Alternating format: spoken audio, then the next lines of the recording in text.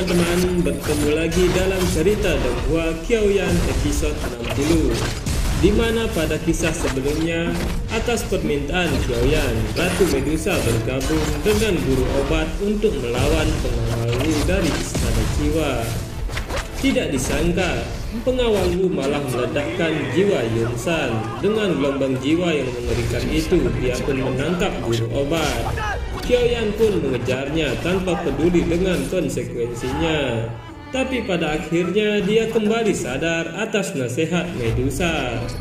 Setelah dia menjadi kuat, barulah dia bisa pergi menyelamatkan guru obat.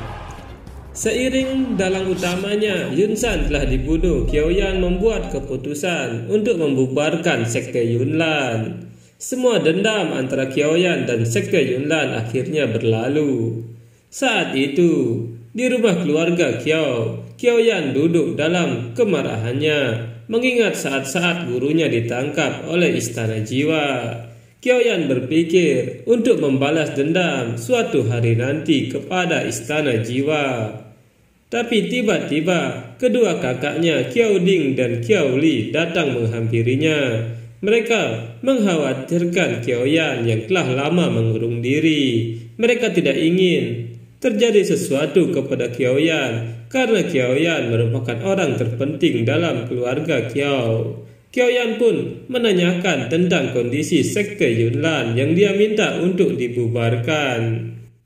Kakaknya mengatakan bahwa sebagian besar anggota sekte Yunlan sudah dibubarkan, tapi masih banyak anggota yang tersisa dan butuh waktu setengah bulan untuk bubar sepenuhnya. Kakak pertama mengatakan bahwa dalang utama sudah mati dan tujuan mereka membalas dendam sudah tercapai, sehingga pilihan terbaik adalah membubarkan mereka. Karena jika mereka membantai seluruh sekte Yunlan, maka itu akan menjadi reputasi yang buruk untuk keluarga Qiao. Tapi kedua kakaknya akan tetap mendukung Qiaoyan dengan apapun keputusannya, karena dia adalah penyebab kebangkitan keluarga Qiao.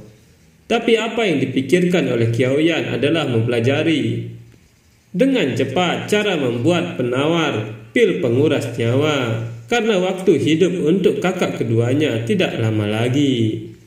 Saat itu Hai Bodong datang dan dia kagum melihat Qiaoyan yang sudah pulih kembali dengan sangat cepat. Qiaoyan mengatakan bahwa meski dia terluka parah, tapi dia mungkin akan menerobos tingkat kaisar tempur dalam waktu singkat. Qiaoyan pun menanyakan tentang Istana Jiwa kepada Hai Bodong, tapi Hai Bodong tidak mengetahui tentang Istana Jiwa. Tapi dia sempat meminta Yafei untuk menyelidiki Istana Jiwa. Menurut informasinya, Istana Jiwa sangatlah kuat. Tindakan mereka sangat misterius dan sangat aneh. Dan mereka sangat suka memburu tubuh arwah yang kehilangan raga. Qiaoyan mengatakan bahwa Istana Jiwa pasti akan memburu keluarga Qiao yang tersisa karena ada hal yang mereka cari. Karena itulah mereka akhirnya memutuskan untuk membentuk kekuatan yang bisa menyaingi Istana Jiwa dengan semua ahli yang ada di kerajaan Gama. Saat itu di kerajaan Gama, Jia Xintian dan Putri Yaoye merasa senang dengan hancurnya sekte Yunlan yang bisa membahayakan kerajaan Gama. Tapi di sisi lain mereka juga takut kepada Qiaoyan yang akan mendirikan kekuatannya di kerajaan Gama. Mereka takut bahwa Qiaoyan akan menjadi seperti sekte Yunlan yang akan menguasai kerajaan Gama. Tapi menurut Yaoye, bahwa Qiaoyan tidak seperti Yun San. Dengan kekuatannya dia bisa saja menghancurkan sekte Yunlan, tapi dia tidak melakukannya. Terlebih lagi menurut Yaoye, Qiaoyan itu setia kawan, jadi mereka tidak akan menghalangi Qiaoyan membentuk kekuatan di kerajaan Gama. Tapi mereka akan membantu Qiaoyan untuk membentuk kekuatan, sehingga Qiaoyan akan menjadi teman mereka, bukan musuh. Sehingga kerajaan Gama akan mendapat dukungan dari Qiaoyan dan membuat kekuatan dan status kerajaan Gama di benua tempur akan meningkat drastis. Jia Xintian pun meminta putrinya untuk melakukan rencana itu dengan harapan bahwa Qiaoyan tidak seperti Yun San. Jika tidak, dia sendiri yang akan membuat Qiaoyan menderita. Di sisi lain, mereka juga mendengar ada kekuatan rahasia yang mulai berkembang di kerajaan Gama, yaitu sekte racun, yang hanya ada satu informasi yang dia dapat, yaitu tentang wanita racun. Saat itu, Qiaoyan mulai mencari cara untuk membuat penawar pil penguras nyawa. Tapi bahkan guru obat tidak tahu cara mengobatinya secara langsung. Satu-satunya cara adalah memperpanjang usia dari orang tersebut untuk sementara dan membuat dia menerobos ke tingkat kaisar tempur sehingga khasiat pil penguras nyawa bisa hilang. Qiaoyan akhirnya memutuskan untuk membuat pil yang bisa meningkatkan vitalitas, yaitu pil nyawa Qingming, pil tingkat 6. Pil itu dapat memperpanjang nyawa hampir mencapai 10 tahun dan hanya bisa dimakan sebutir seumur hidup. Tapi Qiaoyan harus mencari bahan untuk membuat pil nyawa Qingming, dan itu tidaklah mudah. Saat sedang berpikir keras, Putri Yaoye datang menemui Qiaoyan. Dia mengutarakan maksud kedatangannya untuk mendukung Qiaoyan membentuk kekuatan di kerajaan Gama. Tapi Qiaoyan juga mengetahui bahwa tawaran itu pasti ada balasan yang diinginkan oleh kerajaan Gama. Tapi Putri Yaoye mengatakan bahwa kerajaan tidak menginginkan apapun, hanya berharap insiden sekte Yunlan tidak terjadi lagi di kerajaan Gama.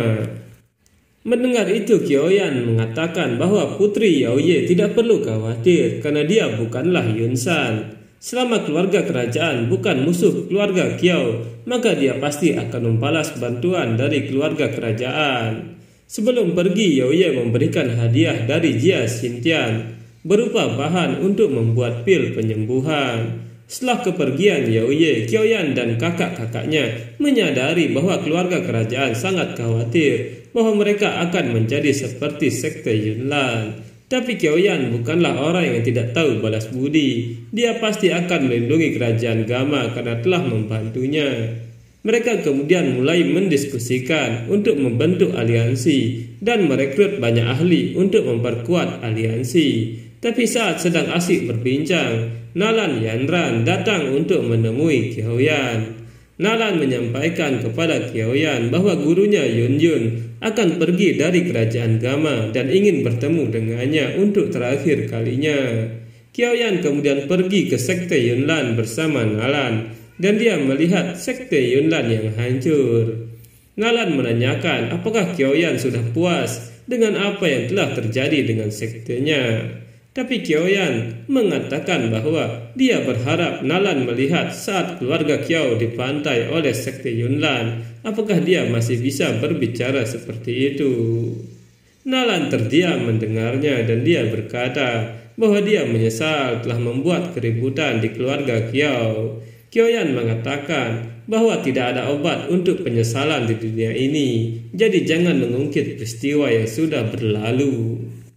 Nalan mengatakan bahwa gurunya sedang menunggu dan setelah 3 hari mereka akan pergi entah kemana. Qiaoyan mendekati Yun yang memang berniat untuk pergi dari kerajaan Gama. Tapi Qiaoyan berusaha mencegah Yun untuk pergi karena menurutnya benua tempur penuh dengan ahli yang hebat sehingga akan berbahaya untuk Yun pergi keluar. Jika dia tetap ada di kerajaan Gama, maka dia akan terlindungi. Tapi Yun mengatakan bahwa dia adalah master kaisar tempur tingkat puncak. Dia bukan wanita lemah. Tapi dia juga tidak membenci Qiaoyan yang sudah menghancurkan sektenya. Qiaoyan mengatakan bahwa jika Yun tidak membencinya, kenapa dia masih bersikeras untuk pergi? Qiaoyan meminta Yun untuk tetap tinggal dan membantunya di kerajaan Gama. Tapi Yun tidak bisa karena seharusnya dia membalas dendam pada Qiaoyan atas semua itu. Tapi dia tidak bisa sehingga dia memutuskan untuk pergi dan dia memberikan semua harta sekte Yunlan kepada Qiaoyan yang tersimpan dalam cincin penyimpanannya. Mereka kemudian mengingat pertemuan pertama mereka di pegunungan monster yang menumbuhkan rasa cinta di antara mereka. Perasaan yang tidak bisa mereka bohongi bahwa mereka saling mencintai.